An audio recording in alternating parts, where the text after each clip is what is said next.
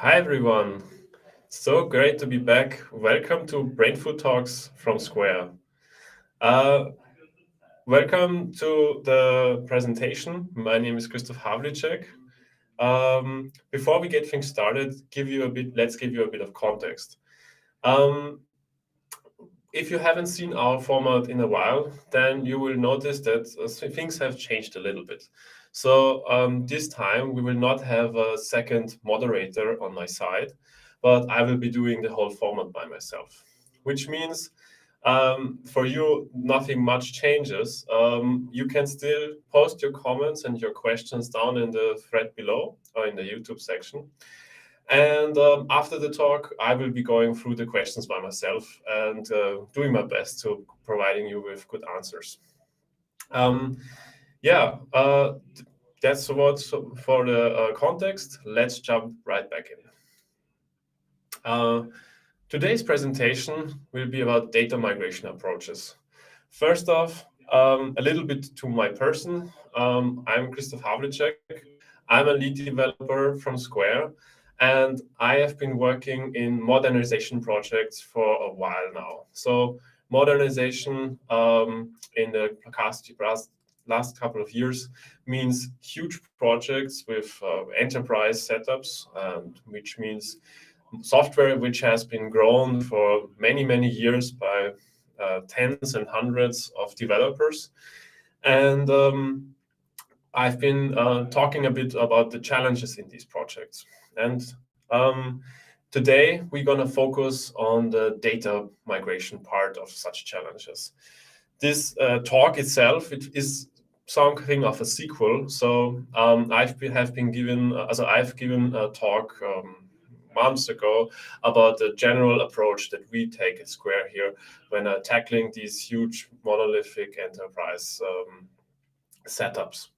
And in this last presentation, we had not had the time to go into all of the details. So I encourage you to check it out if you haven't seen it already. It provides really the big picture and a good introduction into the topic. And today, we're gonna focus on specific aspects. So to give you a bit of context, this is where we left off last time. So I essentially illustrated on the left-hand side, we have the monolithic system, the, so to speak, legacy that it has grown in such a way that it cannot be extended anymore. And under these databases, usually there is also, underneath these systems, usually there's also a monolithic database. So what happens is that these databases tend to have the same problems and challenges as the monolith above. And last time we discussed how you can approach this with applying Strangler Fig and establishing Strangler slices next to the monolith in order to decommission features and software out of the monolith. And we emphasized that migrating and extracting data to move data ownership also out of the monolith is a huge part of that, because the software itself cannot actually be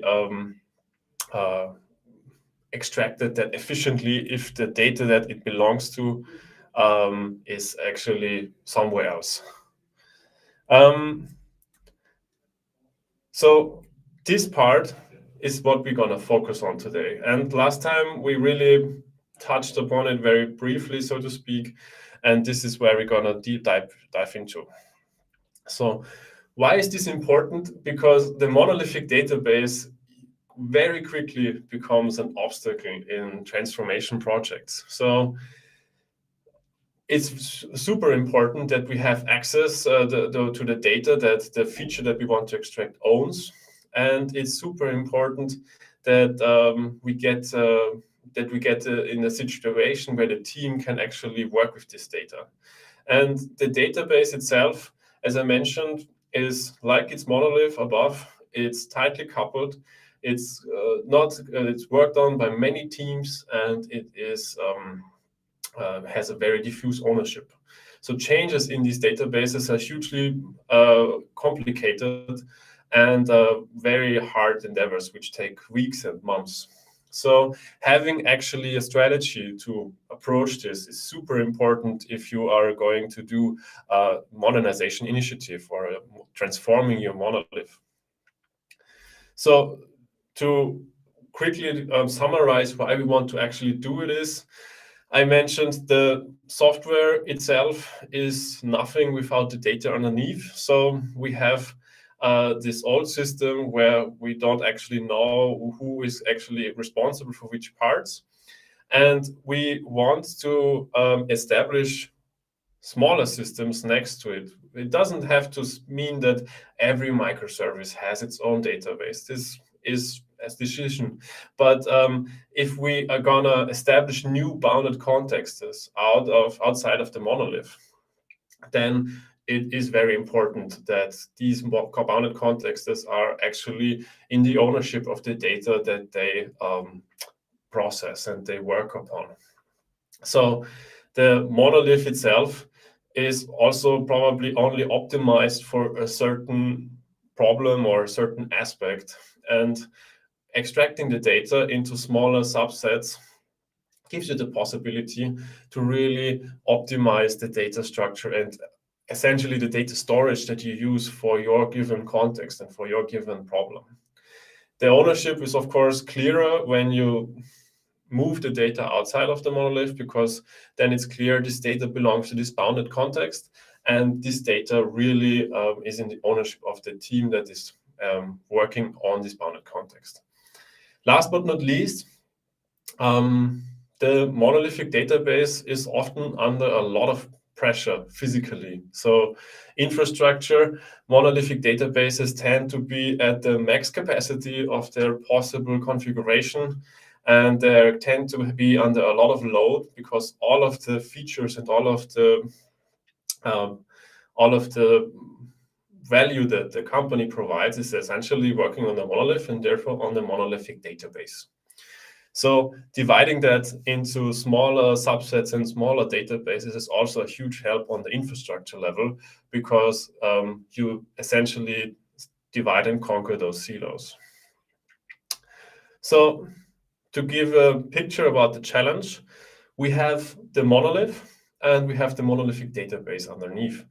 And on green, on the right-hand side, you see the slice that we want to extract. So the slice, as I mentioned, will will touch upon some software features, and it will be reliant on a certain set of data, and a subset of the monolithic database will be owned by this software feature. And around the monolith, there are a lot of systems. For example, there might be a UI directly belonging to the monolith. There might be even multiple UIs. In many cases, there are multiple UIs on such enterprise level monoliths. And some of the UIs will rely on general monolithic features, and they will also rely directly on the features that we are about to extract. And not only the UI, they also have satellite systems like other services in the IT area, in the IT landscape of the customer. And these satellite systems might also depend on the feature we are about to extract. So when we want to create our new service, and below the new service, the database, we actually have to go about in migrating these dependencies. So we have to cut off this user interface dependency and make this user interface depend on a new service. We might even decide to throw away a user interface entirely because it also has gotten too old or too convoluted and has to be replaced by a shiny new thing, a shiny new UI. And of course, last but not least, the satellite system has also to be migrated. And yeah, then we're done, right? Sounds easy, but it's, of course, it's not. It's hugely complicated. Drawing lines on boxes on a PowerPoint on an architecture level, super cool. In practice, if you tackle these projects hands-on, as we do at Square Solutions, it gets very, very tricky very fast. So from the perspective of the database, we talk about readers and writers. So readers and writers is the nomenclature we need to formulate the strategy that we are gonna take when migrating the data. So I showed you this picture before, and in terms of the database, all of these lines represent read and write operations. In many cases, we don't actually know which user interface is actually performing which reads and which writes. It's very difficult to have a perfect picture about this. In many enterprise level organizations, this is something that is essentially unknown. But it means the migration sequence is not arbitrary. It cannot be done in any way, because if you start migrating one writer, then all of the readers that are still in the old system are gonna have an inconsistent state. So they're ensuring the consistency of this data state overall is hugely important, and therefore the sequence matters. Secondly, often when you are in the crack team, the tiger team of performing the transformation, you essentially have no direct control over all of the dependent systems. So as I said, we assume a very enterprisey, very big environment. So it's likely that at least one of the surrounding satellite systems is maintained by a whole different team or a whole different department. The user interface might be handled by someone else. And you actually have to coordinate with all of these people and all of these organizational units to perform the migration in the right order. And this is not only a technical challenge, but also organization-wise, hugely complicated. And these teams have their own goals and backlogs and all timetables. So you have to essentially negotiate with them to get on the same schedule. And this is something that can be very complicated very fast. So most things that we see then is something like, okay, we're gonna do this dependency this year. And the team that is responsible for the other UI said, okay, we're gonna do this next year. And the satellite system says, we don't know. We are actually fully booked for this year. So the satellite system, the control actually, also the lack of control is a second organizational aspect for this challenge. So let's jump right in. I mentioned after setting the scene that we gonna discuss approaches how to do this. So the first approach that we are going to showcase you is the reader first migration. All of the systems that I showed you before, we are now gonna abstract away, and we are gonna view them as readers and writers which are working upon our monolith and therefore upon our monolithic database. And the sequence, as I mentioned, matters. So to ensure consistency, one approach is to go about is to migrate the readers first. What is needed for that is we start extracting the information, the data that is which ownership is to be moved with CDC and publish that as an event stream. CDC stands for Change Data Capture. And unfortunately, in today's talk, we will not be able to dive into that very deeply.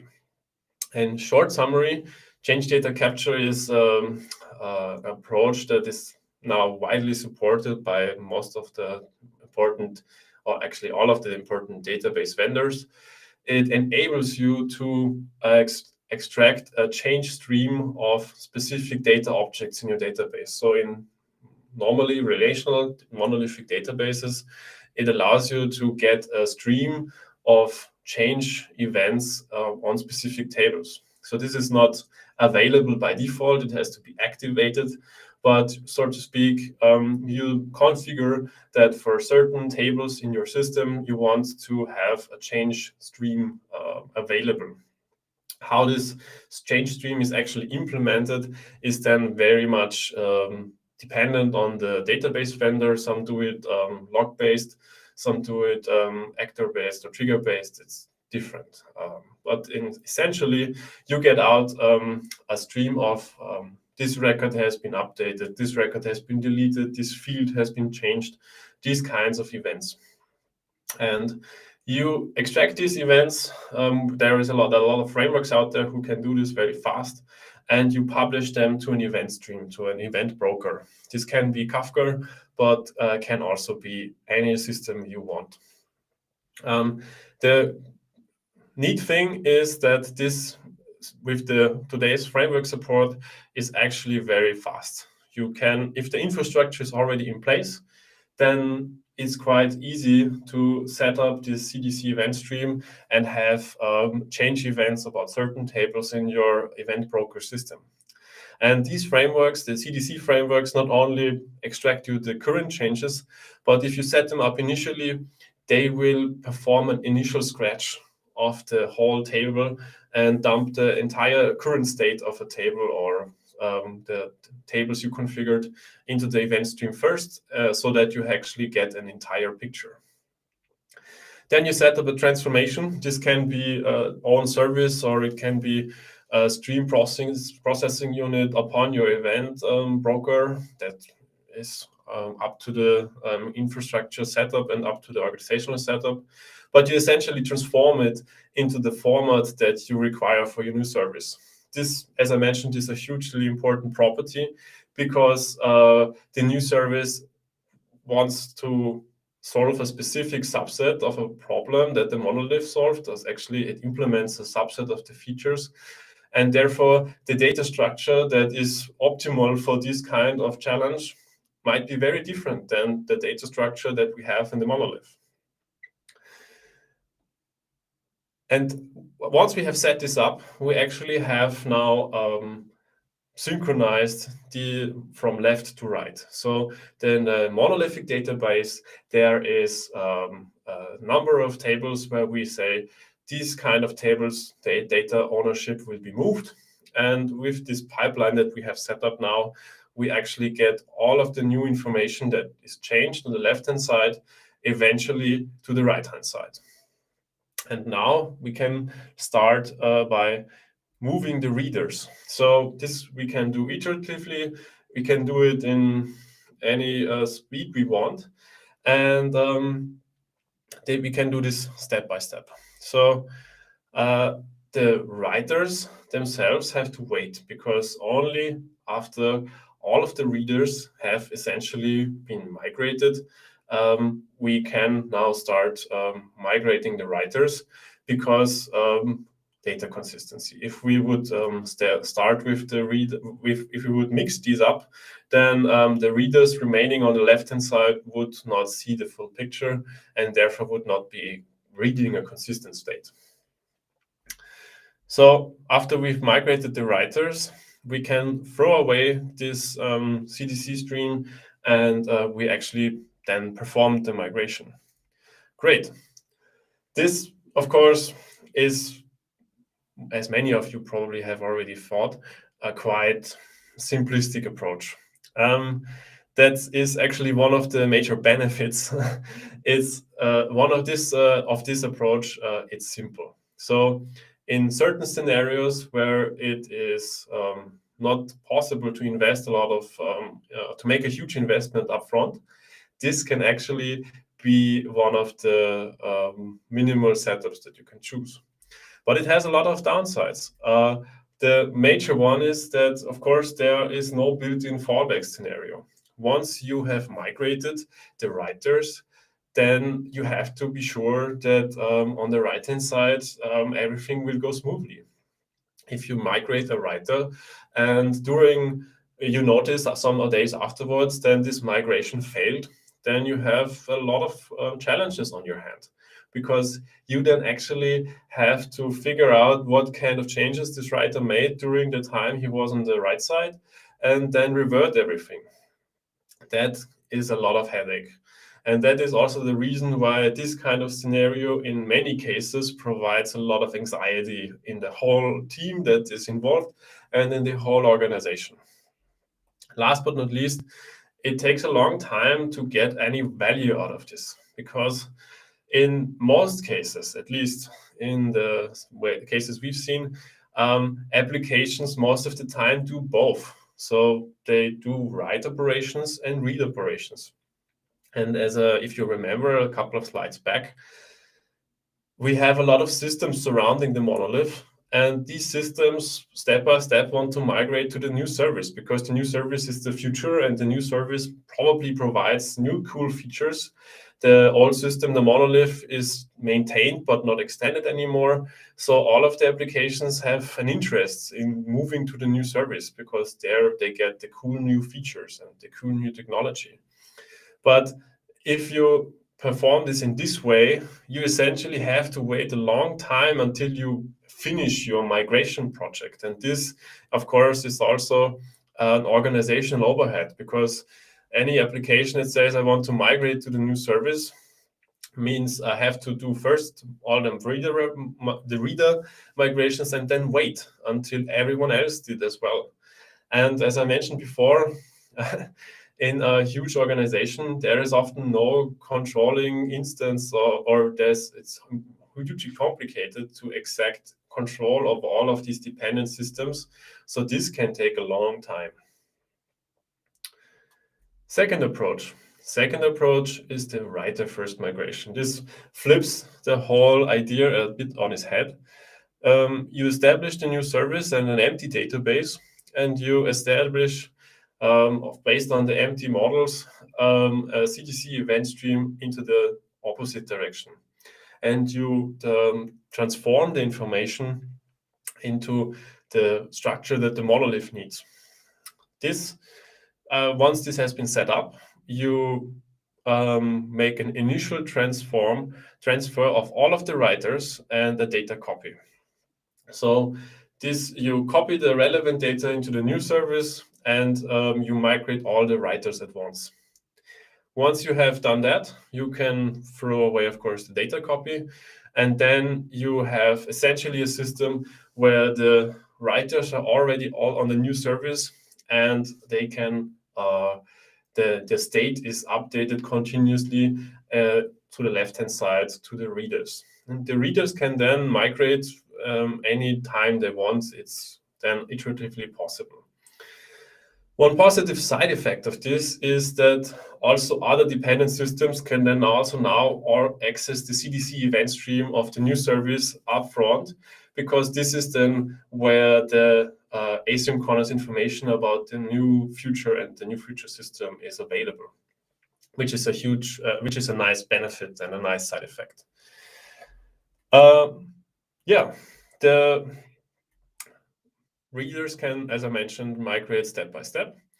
And this approach can also be viable. It's still, for some of you, probably a bit simplistic, but there are scenarios where this makes sense.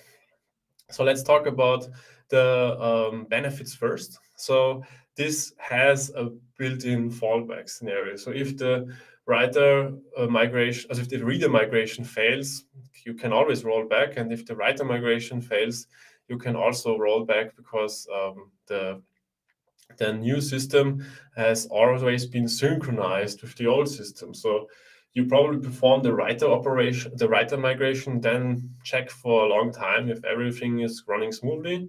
And then you can, if something goes wrong, you can perform a rollback. And the state between those two systems is always consistent. We still have the downside of long time to value. So readers and writers still have to be separated. And we have downtime. So you cannot perform this data copy and writer migration on a live system. You have to find a window where you can do this jumping between ships. And for some cases, this is acceptable. For some cases, it's not.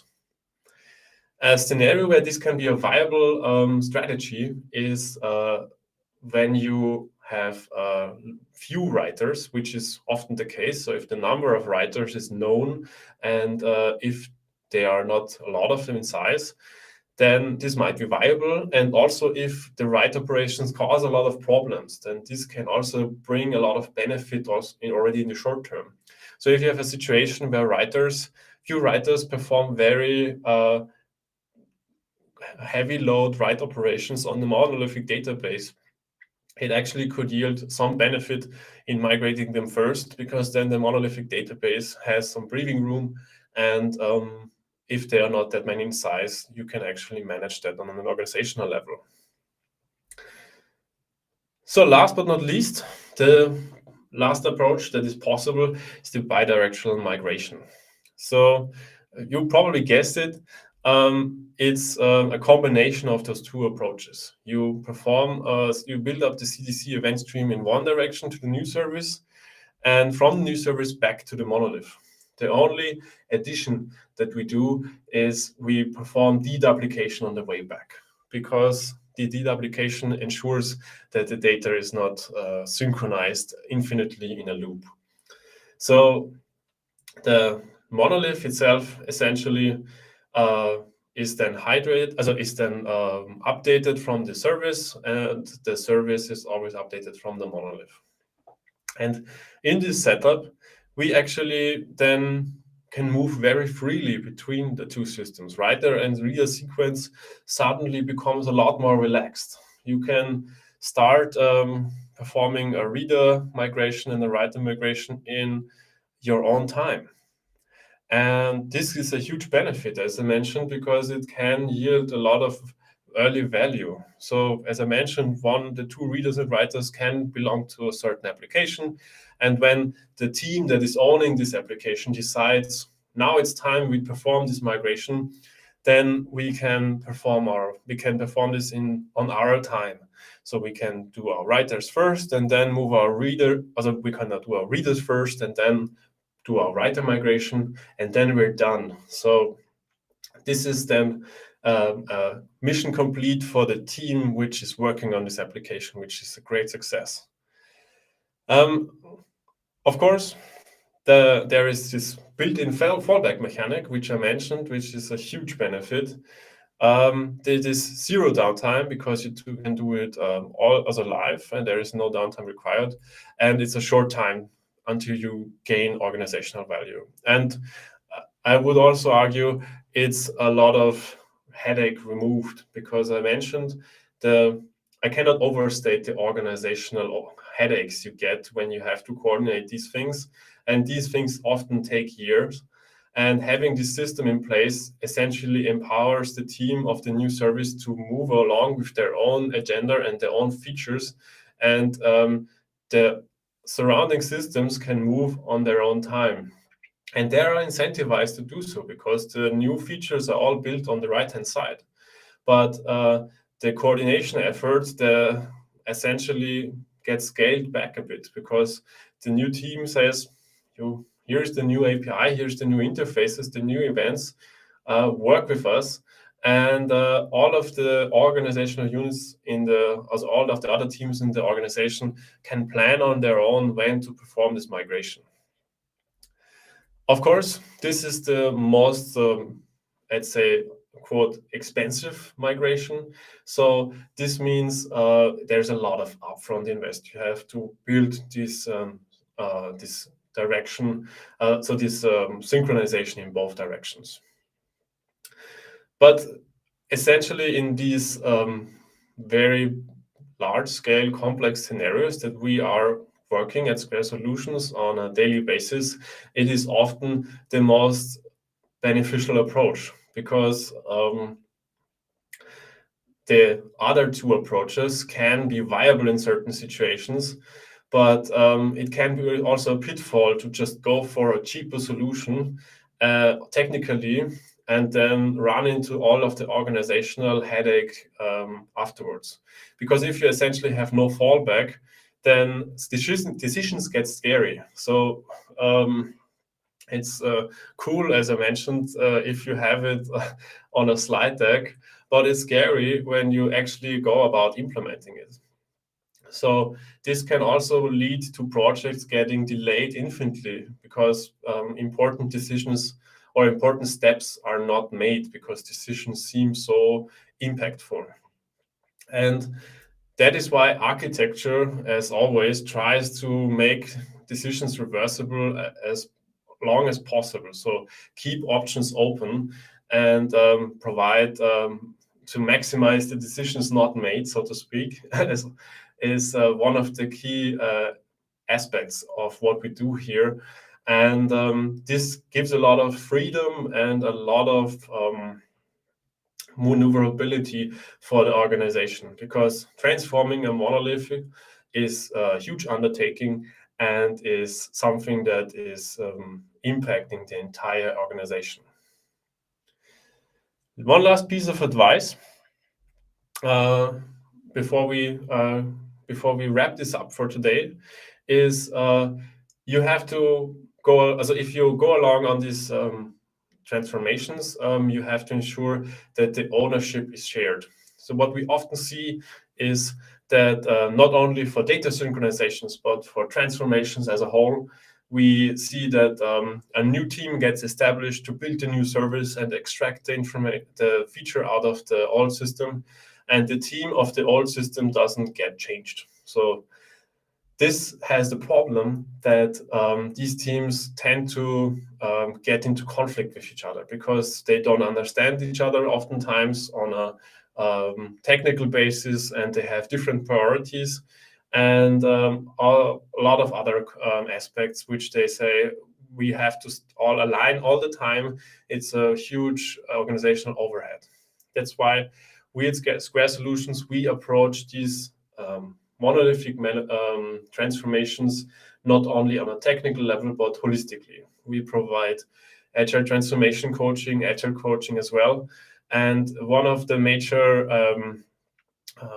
things we also push in our projects is that teams actually look like this. So that we have break up existing teams and mix people that can take ownership for both sides, because the team, of course, for the new service doesn't have to take ownership for the entire monolith. This is, of course, not possible, but it has to be able to take ownership for the features and the data that it is about to extract, because this is essentially their core job. And if they have no access or no control over where they are coming from, then they will be in constant struggle and they will be constantly blocked. So this is just this is not related to the transformation patterns on a technical level, but last piece of advice from us. Okay, this was it for today. Thank you very much for your attention. Before we jump to the Q&A, I can give you a heads up for our next Brainfood Talk given by the awesome Bartosz Boron. He is going to provide you with some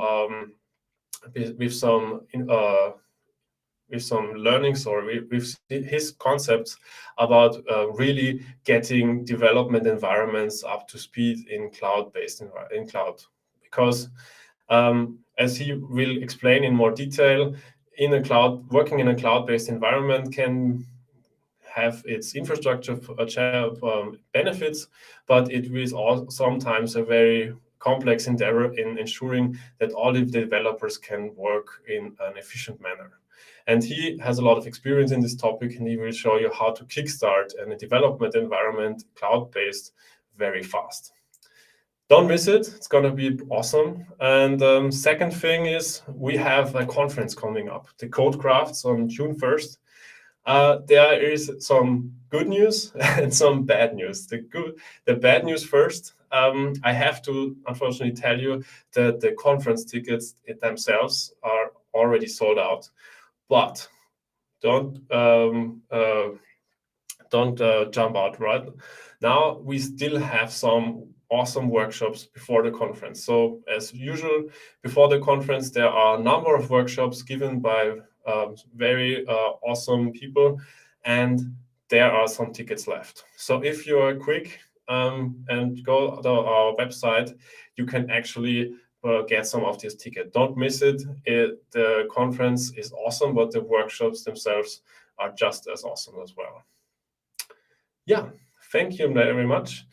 Then let's go to the Q&A.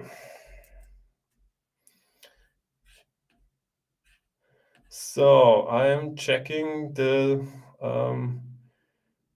thread right now. First thing I see, do you see options on migrating systems where CDC is not available for the database in use? Yes. So the scenarios that we describe is, of course, the ideal setup that we would go for. So I talked about synchronization with an event broker and with CDC. We have also projects where this is a challenge because not this infrastructure precondition is not available out of the box. Then you have to do trade-offs. You can do the CDC extraction, quote by hand. So which means you can set up a CDC-like behavior inside the database, for example, with table triggers, which move database changes. So with save database changes to a separate table, which you build by hand, so to speak, and then you synchronize that one. Or if that's also not possible, you can write polling-based connectors, which check for the database changes, or you can use a framework for that, like Kafka Connect. There are limits to that because some details, like, for example, detecting deletions, get more tricky that way, but it's possible. So in some cases where this is not possible, it will lead to more invest on the development team because they have to do it essentially tailored by hand, but it's of course not a deal breaker. So let's have a look. Any more questions?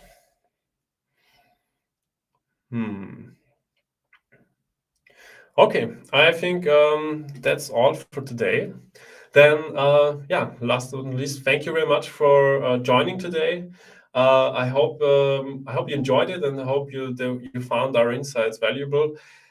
We at Square Solution, we love to give those Brainfood talks because we love to share the learnings and insights that we gain at our projects, because we not only talk about the theory, but we talk about our experiences that we gain at the projects with our customers. So please also send us more questions or engage with us, connect with us if you see this video. We are very much interested in providing further knowledge and hope to connect with you soon. Thank you very much.